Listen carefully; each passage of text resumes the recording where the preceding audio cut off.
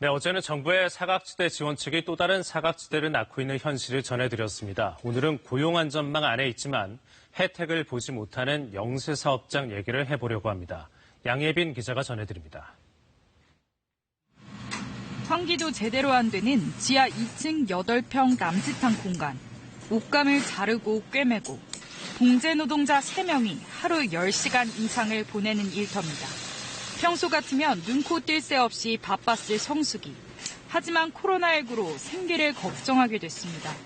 6월까지는 일이 거의 떨어지지 않고 그냥 꾸준히 하루는 거의 저녁 한 8시까지는 일감이 그냥 있었거든요. 근데 그 일감이 그렇게 이제 없고. 옷 한 벌에 얼마씩. 이런 식으로 돈을 받다 보니 주문이 줄면서 수입도 반토막 난 겁니다. 거의 30, 40%? 한 50% 가까이 줄어들었거든요. 돌반지나 귀걸이를 만드는 주얼리 노동자들도 마찬가지입니다. 업체마다 단축 근무에 들어가면서 사실상 반실업 상태.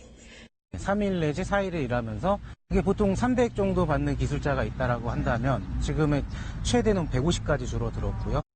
정부 지원금을 받으려면 소득 감소를 증명해야 하는데 직원이 10명도 안 되는 영세 사업장 특성상 쉽지 않습니다. 노동자들이 90%가 월급날 봉투에 현금을 받습니다. 그러다 보니 내가 일해야 되는 이력도 증명하기가 힘들고 고용보험 대상이지만 실제 가입한 사업장은 손에 꼽습니다. 고용유지 지원금은 물론 실업급여도 못 받는다는 얘기입니다. 합시 3%나 고용보험 미가입이 되다 보니 해고당한 노동자들은 실업급여를 받을 수가 없고요. 해고를 다툴 수 있는 여지조차 지금 없습니다. 그런데도 공식적인 실태조사조차 제대로 이루어진 적이 없습니다. 각 구마다 이런 사업장이 수천 개씩 있는데 지금까지 여기에 관련돼서 정확한 실태조사를 해본 적도 없었다는 거죠.